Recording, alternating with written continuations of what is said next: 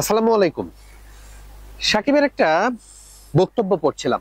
দেশে না থেকেও সাকিব আল হাসান সবসময় আলোচনায় থাকেন, আলোচনায় আছেন। সাম্প্রতিক একটা আলোচনায় যে জিম্বাবুয়ের বিপক্ষে এই সিরিজে না খেলে তিনি এই যে পেছনে সুপার লিগের ম্যাচ হচ্ছে, সুপার লিগের ম্যাচে তিনি খেলবেন, এমনকি প্রস্তুতি ম্যাচে তিনি থাকছেন না, প্রস্তুতি ক্যাম্পে তিনি থাকছেন না। এই সময় যুক্তরাষ্ট্রের পরিবারের সঙ্গে তিনি সময় দেবেন।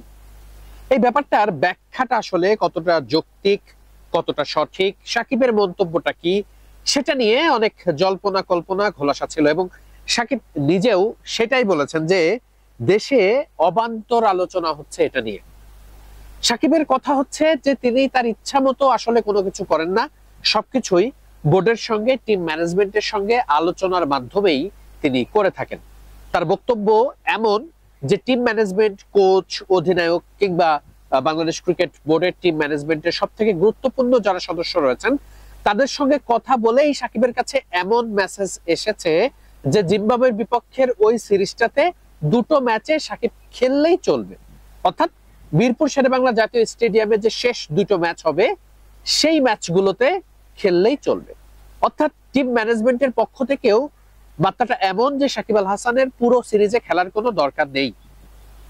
এবং সাকিব আল হাসান তাই ওই প্রথম তিন ম্যাচে তিনি আসলে বিশ্রাম নেবেন, অথবা এই সুপার লিগে শেখ জামালের হয়ে ম্যাচগুলোতে অংশ নেবেন।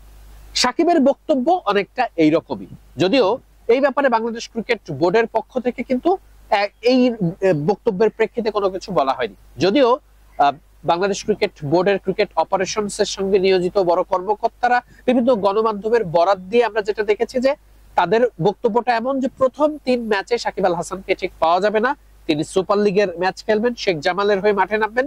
সে কারণেই সাকিব আল হাসান এই প্রস্তুতি ম্যাচ বা জিম্বাবুয়ের বিপক্ষে প্রথম সিরিজে প্রথম তিনটা ম্যাচে তিনি থাকতে পারবেন না। এবং সাকিব আল হাসান এটা কোট অ্যান্ড কোট যদি আমি একটু তুলে ধরি, তিনি বলেছেন জিম্বাবুয়ে সিরিজে আমি অবশ্যই খেলবো। দেশে হয়তো এটা নিয়ে একটা কনফিউশন চলছে, সামাজিক যোগাযোগ মাধ্যমে এটা নিয়ে কথা চলছে যে আমি জিম্বাবুয়ে সিরিজে শুরু থেকে খেলবো না। সাকিব ঠিক এভাবে বলেছেন ডিপিএল খেলবো। আসলে কোচ, অধিনায়ক সবার সঙ্গে আগে কথা বলে রেখেছিলাম। কোচ বলেছেন দুটো ম্যাচ খেললেই হবে। এরপরে অধিনায়ক এবং নির্বাচকদের সঙ্গে আমি কথা বলেছি, তারা বলেছে দুটো না তিনটা ম্যাচ খেলো, তাহলে আমাদের জন্য ভালো হয়। আমি বলেছি কোনো সমস্যা নেই, এটাই সিদ্ধান্ত হয়েছে। কিন্তু দেশে কেন এটা নিয়ে এত কনফিউশন সেটাই বুঝতে পারছি না। এটা খুবই অবান্তর আলোচনা। এরপর পরে তিনি বলেছেন আসলে এগুলো আলোচনার মধ্যেই সমাধান হয়, আমার ইচ্ছা মতো কোনো কিছুই হয় না। যেহেতু ঢাকা প্রিমিয়ার লিগে দুটো ম্যাচ থাকবে জিম্বাবুয়ের বিপক্ষে শেষ তিন ম্যাচ খেলার আগে, তাই আমার ইচ্ছা ছিল যে আমি এই দুটো ম্যাচ খেলবো যাতে প্রস্তুতিটা ভালো হয়। সাকিব মূলত এক কথায় আসলে তার বক্তব্যের জায়গাটা বা তার অবস্থানের জায়গাটা একেবারে স্পষ্ট করে দিয়েছেন। কিন্তু বাস্তবে আসলে ব্যাপারটা কি সেটা হয়তো বা বোর্ড যদি এর রেফারেন্সে আরো কোনো ব্যাখ্যা দিয়ে থাকে সেটা হয়তো বোঝা যাবে। বাট আমার কাছে যেটা মনে হয়, দেখুন এই জিম্বাবুয়ে সিরিজের পরেও বাংলাদেশ কিন্তু ডিরেক্ট বিশ্বকাপে নামবে না। সেখানে অফিসিয়াল দুটো প্রস্তুতি ম্যাচের পাশাপাশিও বাংলাদেশ দলকে সিরিজ খেলতে হবে। যদি খুব বেশি আসলে এদিক ওদিক না হয় তাহলে সাকিব আল হাসানের সেই সিরিজে খেলার একটা সম্ভাবনা থাকবেই, বা সেই সিরিজে সাকিব আল হাসান খেলবেন। অর্থাৎ অ্যাটলিস্ট চারটা বা পাঁচটা বা তার বেশি ম্যাচ খেলে সাকিব আল হাসান বিশ্বকাপের ম্যাচে মাঠে নামবেন। সেক্ষেত্রে জিম্বাবুয়ে সিরিজ পুরোটাও যদি আসলে সাকিব স্কিপ করতেন, তাতেও যে খুব বেশি আসলে টেকনিক্যালি কোনো প্রবলেম থাকতো ব্যাপারটা এইরকম নয়।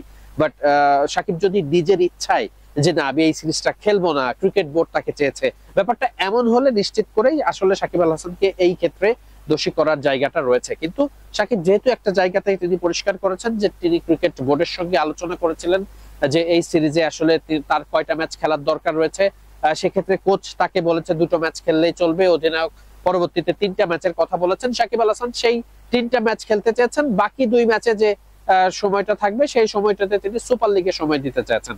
আর প্রস্তুতি ক্যাম্পে আসলে নিশ্চয়ই যেই ক্রিকেটারদের দিয়ে বিশ্বকাপের দলটা গড়া হবে সেই ক্রিকেটারদের নিয়ে তিনটা ফেজে তিনটা আলাদা প্রস্তুতি ম্যাচের আয়োজন করা হবে। এবং সেই জায়গাটাতে আমি ব্যক্তিগতভাবে মনে করি সাকিব আল হাসান না থাকলেও আসলে খুব একটা হয়তো বা সমস্যা নেই, কারণ ওই জায়গাটাতে অন্য একজন ক্রিকেটারকে একটু দেখার সুযোগটা থাকবে। আপনি সাইফুদ্দিনের কথা বলতে পারেন, আপনি ওই জায়গায় একজন লেফট আর্ম স্পিনারের কথা বলতে পারেন, আপনি সৌম্য সরকার কতটা দ্রুত ফিট হয়ে আসছেন সেটা পরখ করে দেখতে পারেন।